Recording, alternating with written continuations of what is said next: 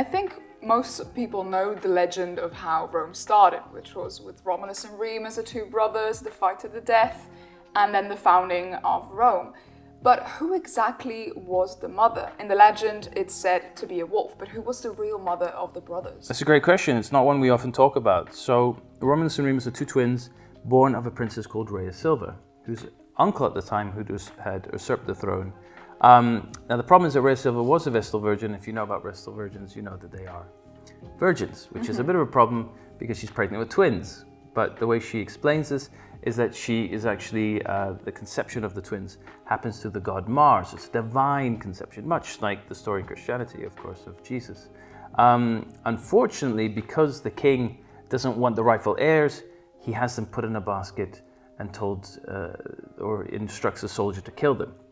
The soldier goes down to the river, but because the river Tiber has burst its banks, he puts the basket into the river thinking they're going to drown.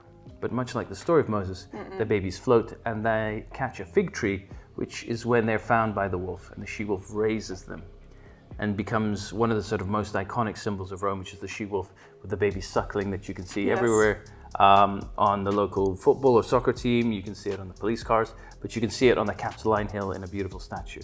Is there any real evidence of something like this happening back in the days? You know, the thing about Roman stories is they're more about you than they are about the story. They're kind of a way to teach you a little bit of your personality.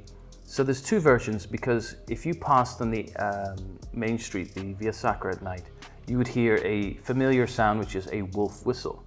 And wolf whistling was done by prostitutes as a way to attract customers, because of course it's very dark. So the nickname given to prostitutes in ancient Rome was lupe, which was she-wolves, and brothels were called wolf's dens.